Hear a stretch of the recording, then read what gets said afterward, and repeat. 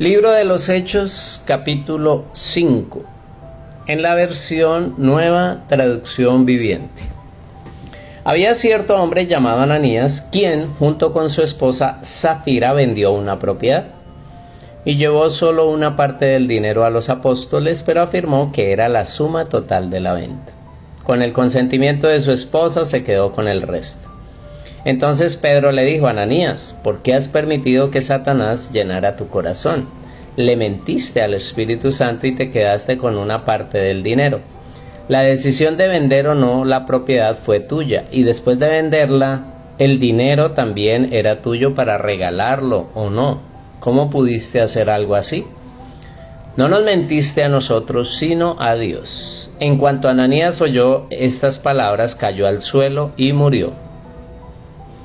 Todos los que se enteraron de lo sucedido quedaron aterrados. Después unos muchachos se levantaron, lo envolvieron en una sábana y lo sacaron y lo enterraron. Como 3 horas más tarde entró su esposa sin saber lo que había pasado. Pedro le preguntó: ¿Fue este todo el dinero que tú y tu esposo recibieron por la venta de su terreno? Sí, contestó ella. Ese fue el precio. Y Pedro le dijo: ¿Cómo pudieron ustedes dos siquiera pensar en conspirar para poner a prueba al Espíritu del Señor de esta manera? Los jóvenes que enterraron a tu esposo están justo afuera de la puerta. Ellos también te sacarán cargando a ti. Al instante ella cayó al suelo y murió. Cuando los jóvenes entraron y vieron que estaba muerta, la sacaron y la enterraron al lado de su esposo. Gran temor se apoderó de toda la iglesia y de todos los que oyeron lo que había sucedido.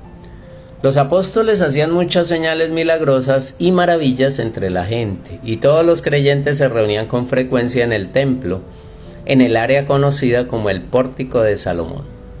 Pero nadie más se atrevía a unirse a ellos, aunque toda la gente los tenía en alta estima. Sin embargo, cada vez más personas, multitudes de hombres y mujeres, creían y se acercaban al Señor.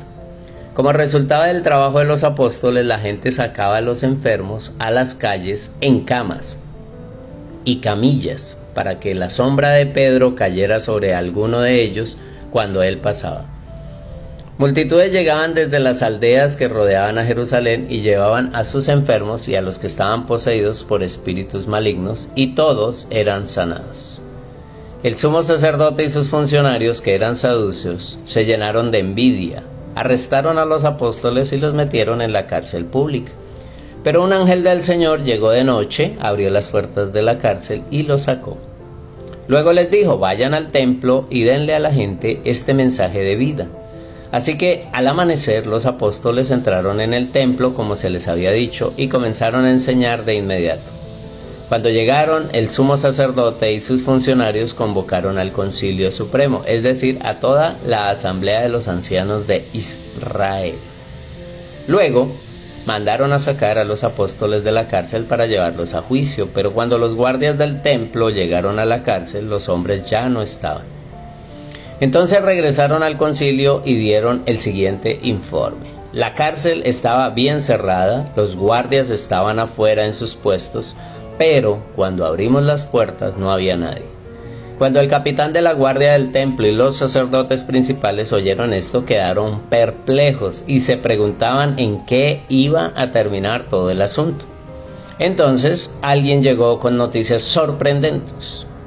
Los hombres que ustedes metieron en la cárcel están en el templo enseñando a la gente. El capitán fue con los guardias del templo y arrestó a los apóstoles, pero sin violencia, porque tenían miedo de que la gente los apedreara. Después llevaron a los apóstoles ante el Concilio Supremo, donde los confrontó el sumo sacerdote. Les ordenamos estrictamente que no enseñaran nunca más en nombre de ese hombre, les dijo. En lugar de eso, han llenado a toda Jerusalén con la enseñanza acerca de él y quieren hacernos responsables de su muerte. Pero Pedro y los apóstoles respondieron: nosotros teníamos que obedecer a Dios antes que a cualquier autoridad humana. El Dios de nuestros antepasados levantó a Jesús de los muertos después de que ustedes lo mataron colgándolo en una cruz. Luego Dios lo puso en el lugar de honor a su derecha como príncipe y salvador. Lo hizo para que el pueblo de Israel se arrepintiera de sus pecados y fuera perdonado. Nosotros somos testigos de estas cosas y también lo es el Espíritu Santo dado por Dios a todos los que lo obedecen.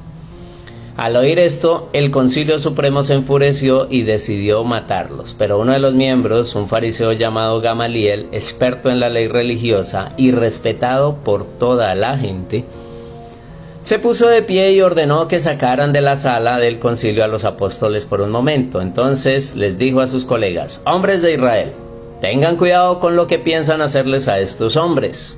Hace algún tiempo hubo un tal Teudas, quien fingía ser alguien importante. Unas 400 personas se le unieron, pero a él lo mataron y todos sus seguidores se fueron cada cual por su camino. Todo el movimiento se redujo a nada. Después de él, en el tiempo que se llevó a cabo el censo, apareció un tal Judas de Galilea. Logró que gente lo siguiera, pero a él también lo mataron y a todos sus seguidores se dispersaron. Así que mi consejo es que dejen a esos hombres en paz, pónganlo en libertad.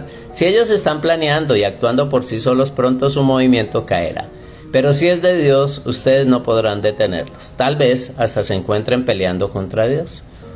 Los otros miembros aceptaron su consejo, llamaron a los apóstoles y mandaron que los azotaran. Luego les ordenaron que nunca más hablaran en el nombre de Jesús y los pusieron en libertad. Los apóstoles salieron del Concilio Supremo con alegría porque Dios los había considerado dignos de sufrir deshonra por el nombre de Jesús. Y cada día en el templo y casa por casa seguían enseñando y predicando este mensaje: Jesús es el Mesías. Amén.